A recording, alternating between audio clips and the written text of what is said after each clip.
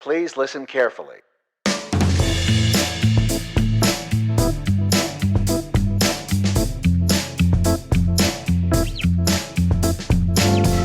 So 2020 is almost in the books. We have, at the time we're recording this, we have 3 weeks left. Mm-hmm. Let's start off with a highlight. Like, what was a highlight of 2020 for you? Well, 2020, it's pretty much consumed by COVID when we think about it, right? So it was March 12th, we were here. It was my birthday. You had just told me, I was just sitting at the desk, and I think there was a lull in classes, and you had said that Governor Wolf was on the news giving a press conference. Yep. And we did run classes the next day, but then the day after we were shut down. Everyone was shut down. So a high.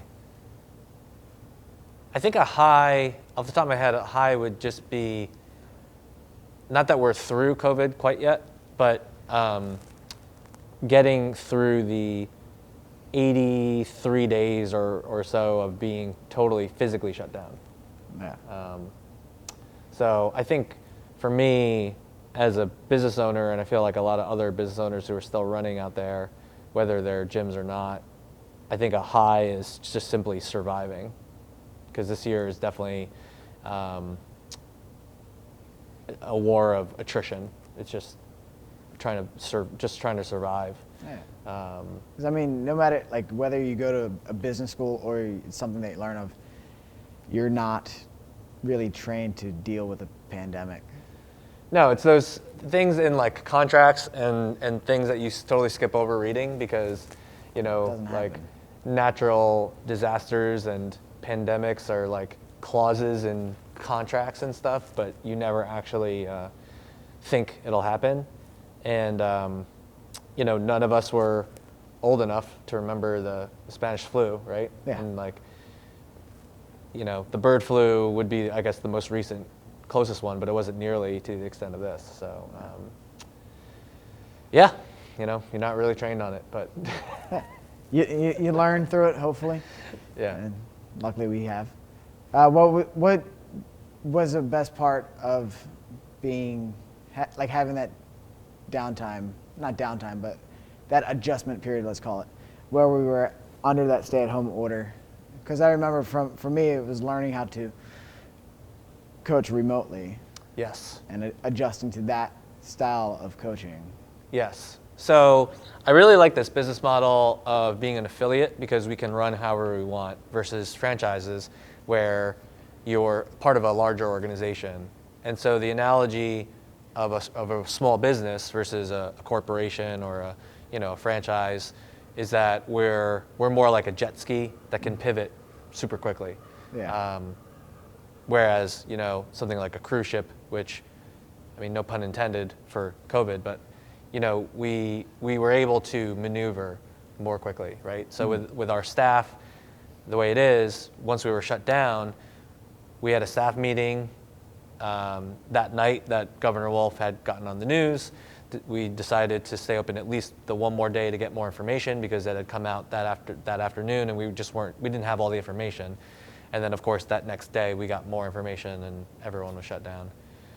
So the 83 days that we were shut down, at first it was only 2 weeks. They said that, we need to flatten the curve and, be closed down for 2 weeks, and then that obviously got extended, and eventually it was 83 days till yellow phase. Yellow phase, we weren't even indoors, we were outdoors, but at least we were seeing people face to face, relatively.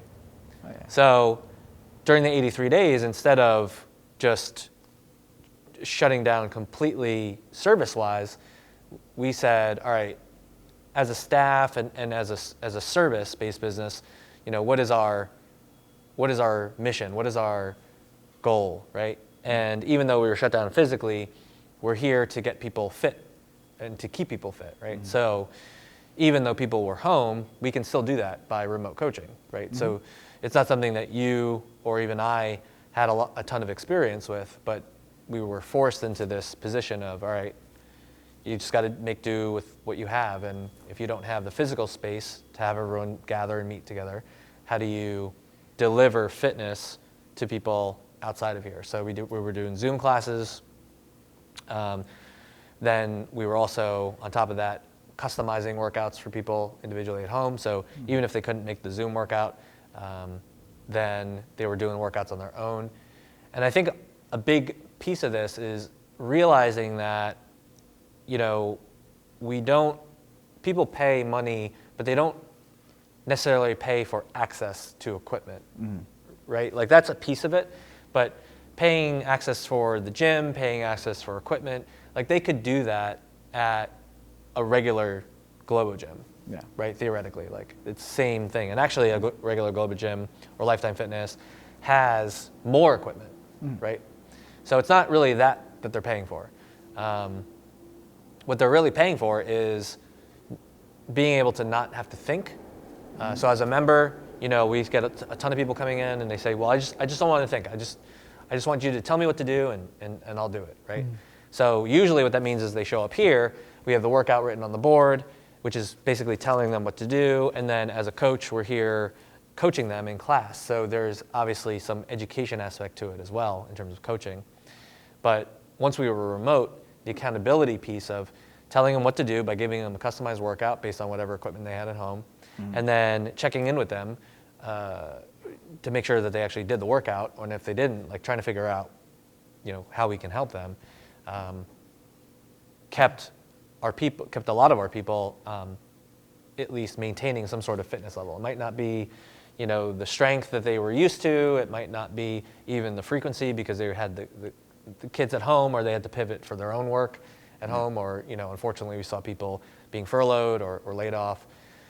So, for us, it was very much taking, these lemons that we got basically and trying to make as much lemonade as we could and making the best out of it.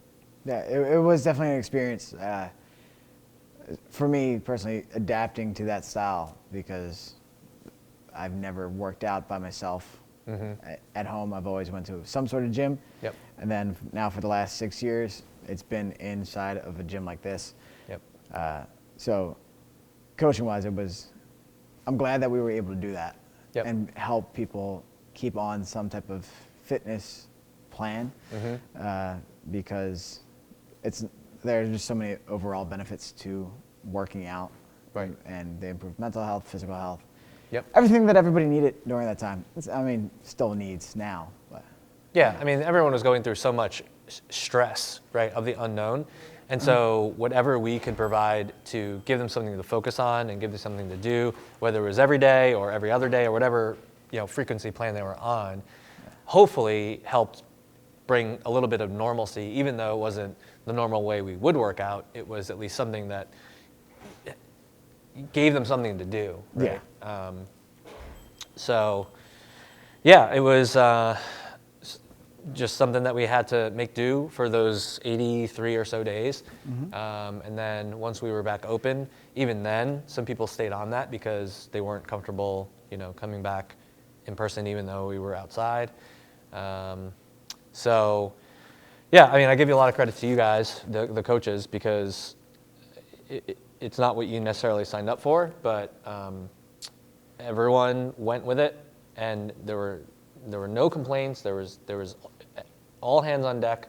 It was it was very reassuring to me to be working with you guys, in that this isn't what anybody expected to be doing in terms of coaching, but you made the best out of it, and there was no resistance, there was no complaining, there was no hesitation. It was just, all right, let's get to work, right? So that to me is also part of that bright spot, or that high of like, hey, we pivoted, yes, for our members for sure, because we're a service-based business, and at the end of the day, our mission is to get people fit for life, and we can still do that remotely. It might not be ideal, it might not be what we initially signed up for, but you need a team of people to do that as well. Like, unless there were only 10 to 20 people that I alone would handle, but when you have well over 100 Then you need a team of people to do that. So. yeah, you have other things that you need to take care of. You can't manage that many people by yourself. Yep.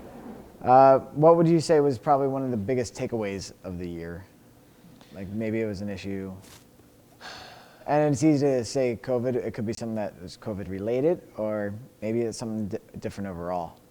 Yeah, I think the biggest takeaway is that really anything can happen. And I hope that this is the worst of it, in the sense of like, people, we whenever winter comes, right, I always think about, well, what if we have to shut down for snow, right? Like that up until this point has kind of been like the biggest issue in terms of like, being open or not, right? No more snow days. Yeah, right, exactly. So this is, this puts perspective on what we do. I think if anything, the biggest takeaway is refocusing or keeping in mind what the important things are, right? Like, why do we exist? We exist to make people's lives better. We exist to create a community. It might not be in person all the time, but we were doing Zoom happy hours and Zoom trivia nights and keeping people engaged and keeping people connected. Because I feel like for everybody, whether they're members here or not, whether they do CrossFit or not, or even work out or not, some sort of community, some sort of connection to people definitely is important. I mean, there's a reason why Zoom, everyone was on Zoom over the pandemic. It wasn't like people stayed at home and just didn't talk to anybody. Like, if anything, there was even a greater need for connection if they weren't seeing people, face to face. So, we are a place that people come to work out, but at the same time, to me, the biggest piece of it is, or a bigger piece of it is that we work out together and we deliver fitness, but with a greater purpose, a greater reason, right? So that people can take their fitness and be healthy for their family, or be healthy for work, or not take as many sick days, or be able to bring groceries in one trip, or whatever they need to do. So they may only come here for an hour to work out, but it's with the greater purpose in mind. Yeah. Now, what are you looking forward to in the next year? Oh man, I'm looking forward to so much. I'm looking forward to getting through winter, both weather-wise, because I know some people were nervous coming inside. So once warmer weather gets here, I think it'll be offer more options to be outside or not. I'm excited for a vaccine, which as of today was yesterday was the first day that I think the very first person in the UK was like a 90-year-old who got the first vaccination there, right? So like this is all just starting. So I'm excited for the vaccine.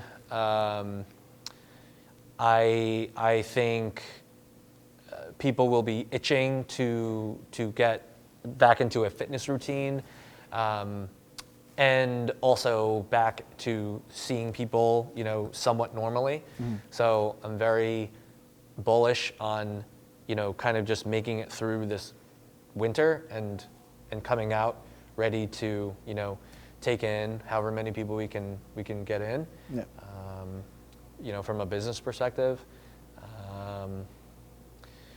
We are also planning on moving our space, which has been a time in the making, but with COVID and those delays and everything, we're looking to move to another building on campus, so to offer more space. Now, it wasn't the plan because of COVID to go to a place where people can spread out more, but even when a vaccine comes, I think people will still be a little bit nervous of not quite jumping on top of each other and hugging and all that and whatever. So to have some extra room, I think will be worth it. So yeah, in general, I'm very excited for 2021. Yeah. A lot can happen in a year. As we've clearly a lot seen. can happen in a year. Yeah. No, you could not. No screenwriter could have predicted this in a year's time. Yeah. So. And it's still going. Like, Yeah, I mean, it's not it's not over. like it's over by any means. No. So by the time this even comes out, right? Like, who knows what's going to happen in the next week or 2 Yeah. weeks? But yeah, it's too hard to predict right now. mm-hmm. So we'll see what happens over the next year. What about from your perspective? I mean, you came in like this time last year. Yep, this is when right around this time is when I started working out here. I started dropping in, getting to meet the community, and then began like the last week of December, first week of January. It was very interesting because I mean, like I've known you, I've known Lamb, I've known a few of the members, Right. but a majority of the members I have not met before. Right. So having that experience from just starting as a coach is very different from where I was before, where I began as a member and then progressed to becoming a coach, and coached most of the people that I was coaching. They came after me, or right around the time that I was there. Yeah. So I got to see them from day one. Here, I got to learn everybody. I got to learn all their skills, weaknesses, where we need to improve, or what they need to kind of motivate them to push a little bit harder, or what to look for when they should probably scale back or modify a little bit, which takes time. But I feel like everybody was open and honest with what they were looking for. So it made it very easy for me to identify how I could help them. But it's been a lot of fun to get to know everybody, to get to work out alongside everybody, and to really improve my skills as a coach, because what works for somebody who's maybe a little bit more competitive might not be the same for somebody who's looking just to personify the fit for life mentality. Yeah. So that was also a learning curve for me, adapting that for this particular style. Because I mean, there are people here who want that slight more competitive, but it's also a hybrid of the two mantras. So it's been a lot of fun. Good. Figuring out and determining what I need to do as a coach. Right. But it's been a great, and then also like just learning space management, time management with a slightly different space size. The challenge in the beginning, but once you figure it out and you start thinking a little bit more prep time, then it's been like a well-oiled machine since then. And what are you looking forward to in 2021? 2021, hopefully more classes in person, just because that's what I think everybody wants. But overall, I'm looking for that space as well. Looking forward to the space, the newer space, getting a vaccine so that we can get back to our what will be a new normal. Right. But also just hopefully being able to help more people. Seeing our classes full has been wonderful. That's why I want to add, eventually be able to add on more classes, because that means more people are coming in looking to improve themselves, help live better lives. So. Yeah, two other things that we didn't touch on was the Greg Glassman stuff. So, throughout. That was 20 years ago, right? That was 20 years ago, 2020. Yep. It was 20 years ago, AKA June. 5 months ago. Which, I think, again, being able to pivot is helpful, because, you had this guy who started this movement, which, net it is incredibly positive for people to discover, strength training, high intensity interval training, the stuff that we call CrossFit. But, so incredibly brilliant guy, but also not the most PC either. And, he comes out with these comments that honestly just didn't speak for us as affiliates, and it's definitely not us personally here. And so to be able to pivot and say, all right, what does having, well, and we have the hoodies on, but what does having CrossFit in our name convey to, let's say, people who don't know us, right? Like our own members, when the Greg Glassman drama had happened, had every confidence in us that we were not representative of his remarks. And so theoretically, we didn't need to really do anything per se. Yeah. However, we also know that there are people out in the public, there are people that could associate us with this guy who's literally across the country, in his words. Plus, also, we were going to change the outward-facing name anyway, because in offering more things like yoga, kids, nutrition coaching, personal training, which we had always done, the word CrossFit kind of conveys more than, or actually not enough of what we do. Yeah. And for some people, it also conveys, a higher intensity or, a more bro-y setting than what we have here, right? Yeah. So to go to Kanna Fitness and still even transitioning, because there's so much branding that we've done, I think I know we would have done anyway, but that just kind of accelerated the process. Yeah. So to layer that on top of all the COVID stuff, definitely was a challenge, but a worthwhile one. Yeah, so I don't know if you have any thoughts on that, but.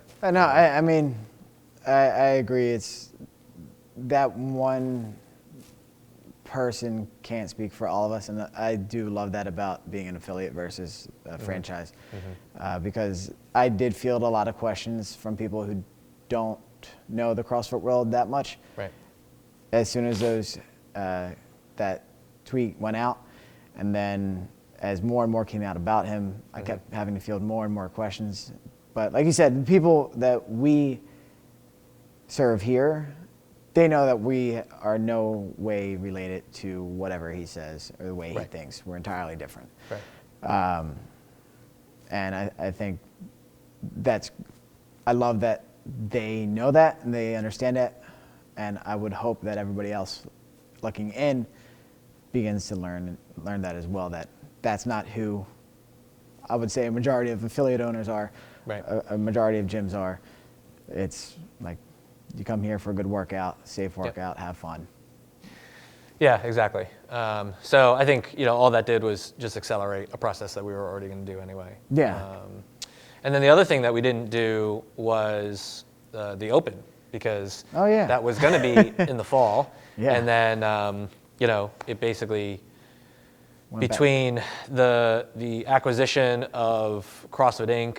to being bought by Eric Rosa, and then that COVID, and then with the acquisition, Rosa wanting to move it back to the spring, so shifting it basically from a fall event, which only last year I think was the only that we did in the fall, which it would have continued theoretically, but those other two things shifted it back to the spring. So we've essentially gone, it'll be about a year and a half or so, slightly less, between opens. Yeah. So something I'm looking forward to in 2021 is hopefully being able to run some sort of open. Yeah. Because while none of us here are looking to make it to the next level per se, it's still an elevated atmosphere if we can make it work. And so by that time, hopefully the weather's nicer and we can have doors open, and it might not look the same as in the past where, we have, we're probably gonna have to space people out and whatever, but the Open is a time that people can kind of see what they can do in terms of their limits, and not that they have to do it, they can just come in and just work out, but every weekend having a workout to do that everyone else in this CrossFit space is doing around the world is also doing. So you're doing the same workout as 300 to 500,000 other people across the world. To me that's super cool. I am looking forward to that. It feels like forever. I mean, last year in 2019 we had 2 in 1 year. Right. Then we go a year without it. Yeah, exactly. Exactly. It's a bizarre feeling. Yeah. So I don't know what that's going to look like. It's scheduled to be the end of February and into March. As of right now, they could always push that back, depending on how the vaccine situation is and everything. But Well, only time will tell. we'll have to see and make do. Yeah. But just like with anything else, we're ready, willing, and able to pivot. And even if it means having our own version, The kind of if that needs to be the case, then we'll figure it out. Yeah. Yeah. I think it'll be a lot of fun. Yeah. It'll be a lot of fun. I'm looking forward to getting back to it. I mean, the 2019 Spring Open, I missed most of it due to traveling. So I'm looking forward to doing it again. Yep. It'll be a lot of fun. Cool. Yeah. Any last remarks about the year, or just want to say sayonara to 2020 and welcome 2021 with open arms? Yeah, definitely welcoming 2021 open arms. I think a lot of people are ready for 2020 to be done for sure, but I also don't think, January 1, 2021 is going to be world. completely different. Yeah. I think it's going to take some time, but as a whole, 2021 I think is going to be so much better, and just one of those things of like, no, you would never wish for a pandemic to happen, but because it's happening and because we're getting through it, it's back to that saying of like, what doesn't kill you will only make you stronger. Like being able to get through something like this, both as a business, but then also personally for each of us, I think just makes us more resilient. Yeah. So, in the beginning when COVID first happened, we ran a resilience challenge. I mean, it was like a nutrition, fitness, mindset type challenge, and Yeah.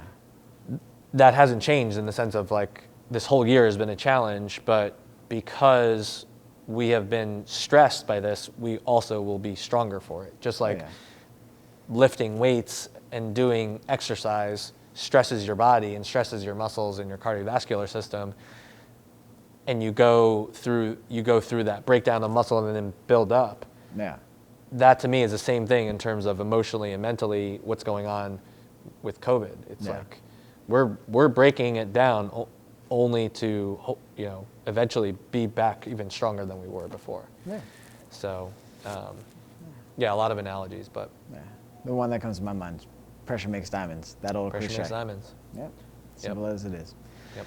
All right. Well, here's to 2021. Yep.